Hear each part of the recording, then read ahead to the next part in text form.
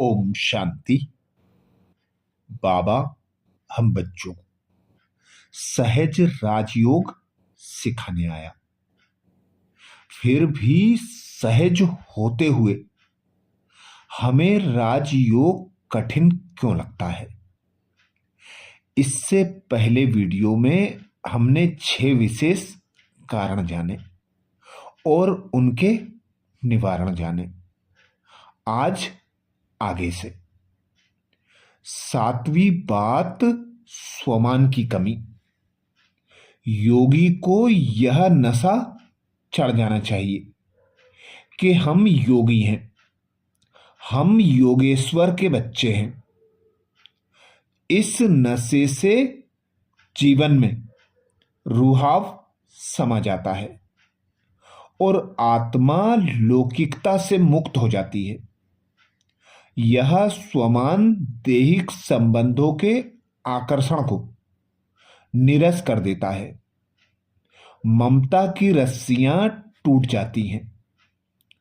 इसलिए योगी को चाहिए कि वह स्वयं को इस लौकिकता के जाल में फंसाए नहीं।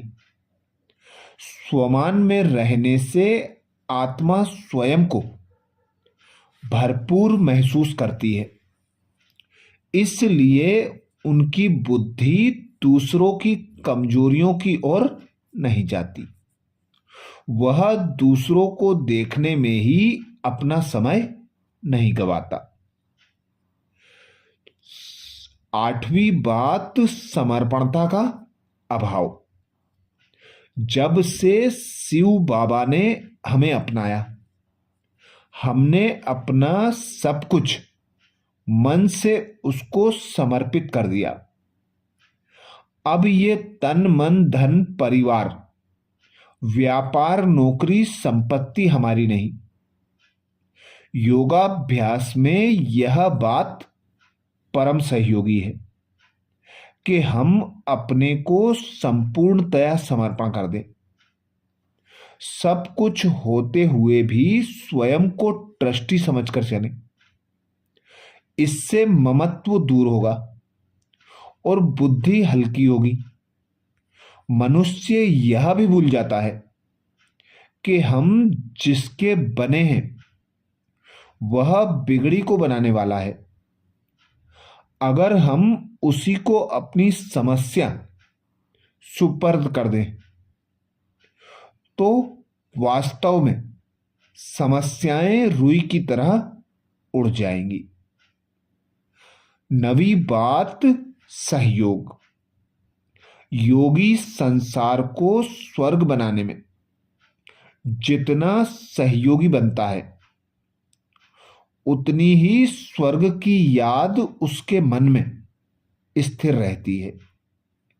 इसलिए योग के इच्छुक को चाहिए कि मैं पन के प्रभाव के साथ,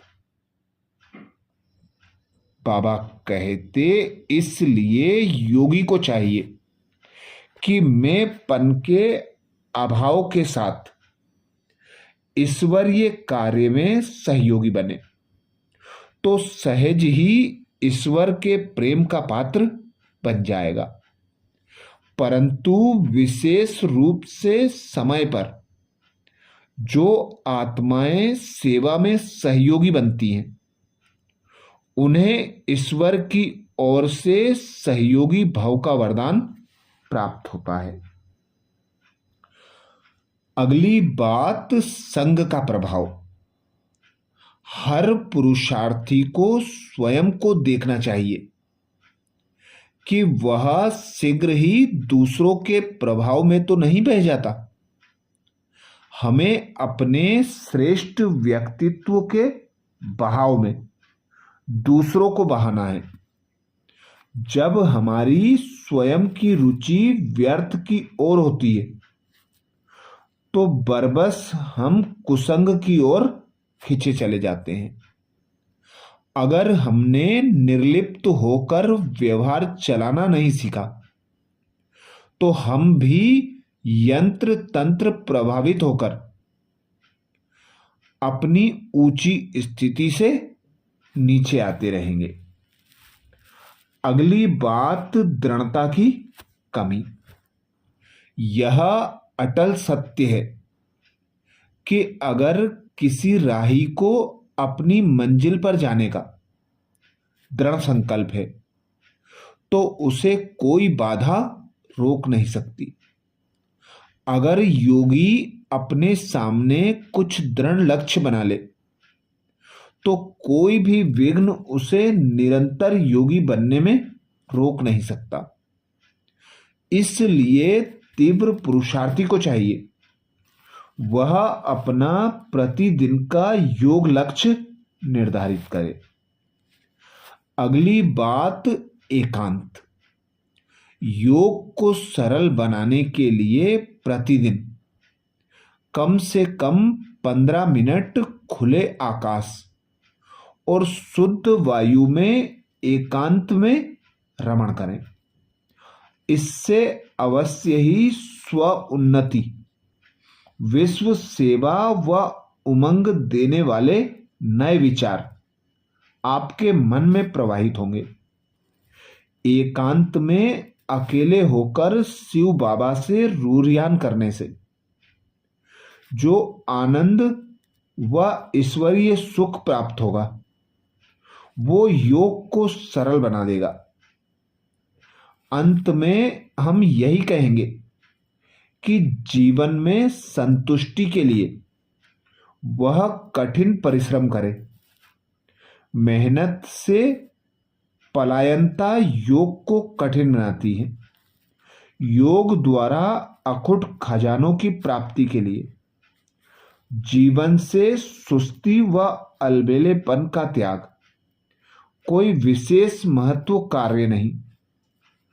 पूरे कल्प में एक ही बार तो शिव बाबा का मिलन हम आत्माओं से होता है। तब भी अगर सदा उसके साथ रहने का अनुभव नहीं किया तो संपूर्ण सुखों की अनुभूति कब करेंगे। इस मार्ग में हम बड़ी मुख्य 4 धारणाएं अपने जीवन में सहज ही धारण कर लेते, लेकिन छोटी छोटी धारणाएं करते समय सोच में पड़ जाते, जिसके कारण पुरुषार्थ में तीव्र नहीं हो पाते। हमारे लक्ष्य और लक्षण में अंतर पड़ जाता है। अच्छा, तो ये विशेष जो योग न लगने में कारण बनते हैं, सहज राजयोग होते हुए भी उसे कठिन बना देते हैं। राजयोग को सहज बनाने के लिए इससे पहले वीडियो में भी 6 विशेष साधन बताए गए और इस वीडियो में भी 7 विशेष बातें आई। तो 6 और 7 13 बातों के द्वारा हम राजयोग को सरल बनाकर सहज रीति से राजयोगी, सहज योगी, निरंतर योगी, कर्म योगी बन सकते हैं। अच्छा, ऐसे ही और विशेष वीडियो के लिए बाबा के चैनल को सब्सक्राइब करें। वीडियो को सभी बीके भाई बहनों को शेयर करने की सेवा जरूर करें। ओम शांति।